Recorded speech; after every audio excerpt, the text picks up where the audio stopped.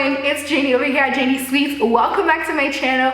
This video is going to be super special because I have a special guest here with me, Chyna B from Chyna B Sweets. She is amazing. She has a YouTube channel here and also an awesome Instagram account. So I am just going to let her introduce herself and tell you guys a little bit of what she does. Hey guys, thank you Janie. I am Chyna B and I create custom cakes here on YouTube every Wednesday. I'm so excited to be working with you today to create something special. So I first saw Chyna on YouTube and I was drooling over her cakes. I was like, oh my gosh, she's so amazing.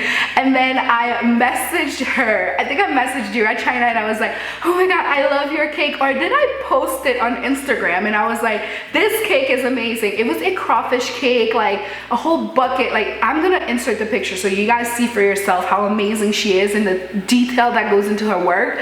And you were like, oh my god, I follow you. And I was like, no, I love you. And you were like, no, I love you. So that was super sweet and special. Like, I was over here fangirling over her account and she didn't even know. So I thought that we got to talking and realized that this month is her birthday. So she's born in June. Happy birthday, Chyna. Happy birthday. And she is going to, of course, make her birthday cake. And I thought it'd be a great idea to collab on a video. I'm so excited to see what she's gonna create. But what I'm going to do is remake the first cake I've ever done. The first cake I ever did was for my 21st birthday. I had no idea what I was doing and it turned out a hot mess and a half. I will put a picture for you guys here. So I'm gonna recreate it how a more professional baker would have done it. So I'm super excited for you guys to see how that turns out, but I'm gonna let Chyna explain to you guys what she's gonna be creating on her channel.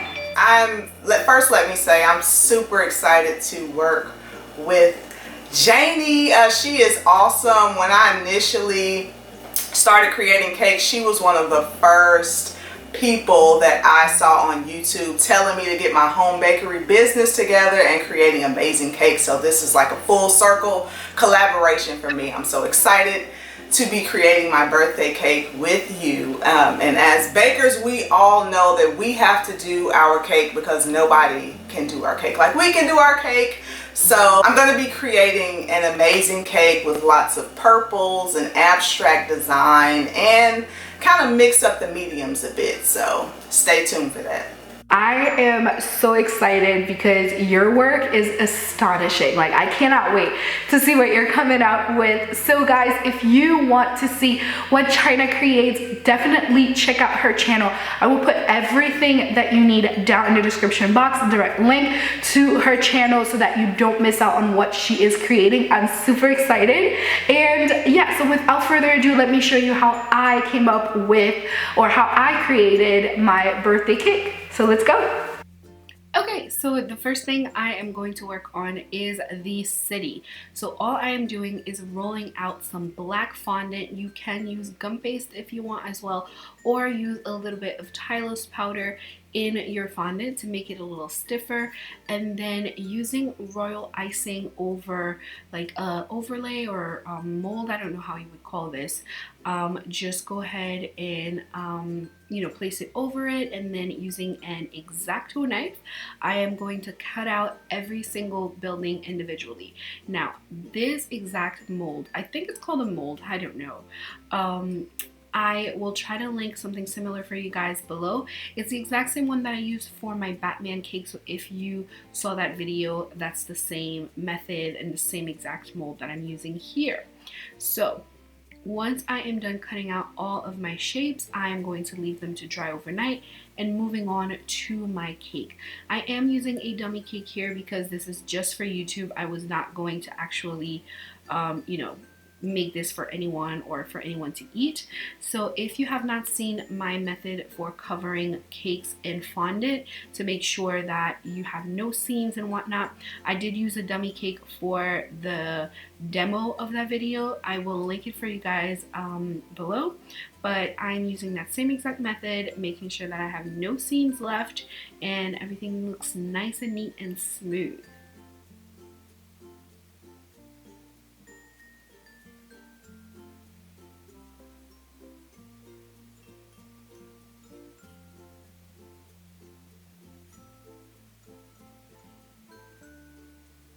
you can barely tell at this point that this cake was not covered in one piece of fondant.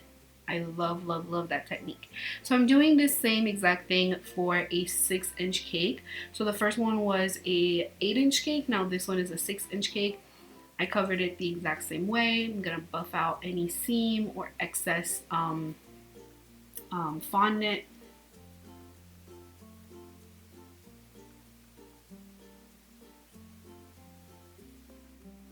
And when I'm happy with that, I'm gonna move on to my cake board. Now I am using just a regular cardboard cake board, and I'm going to roll out some of the same purple fondant and then lay it over the cake board. Now I have kind of but put on some vegetable shortening on it just so that it sticks to it. I don't really care about the middle sticking. I really just want the sides to stick. And then I'm gonna use my fondant smoother, my rolling, my pizza cutter to cut it out. And then using my X-Acto blade, I'm gonna make sure that it's a nice and neat seam. Because this is not a real cake, it's very light. I don't need to double up the boards. Otherwise, I would need to hot glue 2 boards together to make sure that it doesn't collapse on me.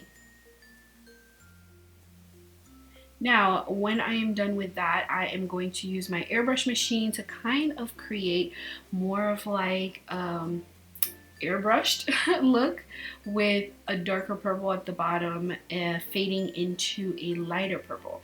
Now, I do also want to say that if this was a cake for a client or anything like that, I would add a ribbon to hide the bottom of that board, but it was just for show. I just wanted to show you the technique.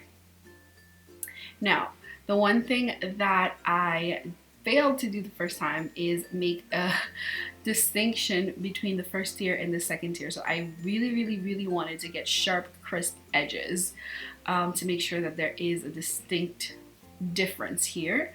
Now, just using royal icing, I am going to adhere the first tier to the bottom one, and then really easily, this was the most fun part, is just gluing together the city. Now it dried on that cooling rack overnight, and I was able to pick them up each individually the next day and place them just like so. Now it didn't dry rock hard, which is perfect. I didn't need it to. I just needed to stand on its own. You don't want it to be flopping around. So just do your best to add the city however you think will look pretty.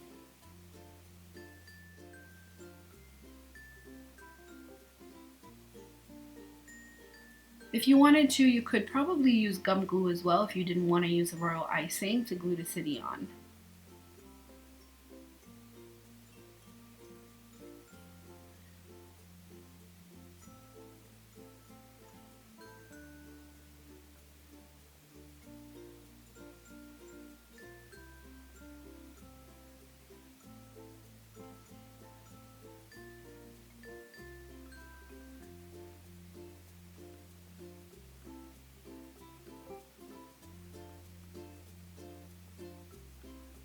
Now, I originally was going to recreate it the same exact way and just write out the words Sex and the City at the top, but that was kind of boring, right? So I just printed out, like on regular paper, this sign or this cocktail martini glass that says Sex and the City, and it literally took it to another level. If I were making this as a real cake that someone was going to eat, I would print it out on edible paper, but this was just going to be for show, and it held up pretty nicely. Honestly, I still have this cake in my basement, which is humid and hot, and it's been disgusting the last couple of days, and it has held up. So the paper is a absolute yes for me if you are just trying to create something for decorations. I've also cut out the women, the 4 women, and I'm going to glue them with just a little bit of royal icing in front of the city, so it looks like they're walking towards the city, and I quite enjoy how that looks. What do you guys think? So for the final verdict, let's look at the first cake, shall we? Now this is a big lumpy mess. I had put 2 cakes one on top of each other with no boards, no dowel, no support, nothing, and then just covered the entire thing in fondant and tried to decorate it. It was a hot mess and a half. However, you can see that this cake is a lot nicer, it's a lot smoother, the lines are very, very nicely defined. I carried the design down to the board, which is very, very important whenever you're doing stuff like that, because it makes the cake look that much more grandiose and spectacular. So what do you guys think of the final cake? Do you think I nailed it? Do you think I flopped it? Let me know your thoughts in the comments below. So this is the final cake, guys. I hope you've enjoyed the video. I hope the tips and tricks that I've shared with you guys are informative and that you give it a go, and also that you do not get discouraged in your cake journey. As you can tell, this cake and that cake are totally different cakes, and wherever you are on your journey, just embrace it, keep practicing, and you're going to get better. I hope you also went over on Chyna's channel and gave it a watch. I'm super excited for you guys to see what she created. So Chyna, did you have fun with this collab? Of course, any collab with you is going to be amazing. You flatter me. You're so sweet. You guys definitely go check out Chyna's channel. She is amazing. I'm telling you, if I tell you somebody's good, they're good. So definitely check out the cake she created. I hope you've enjoyed this video, you guys. I love you. I'll talk to you next time.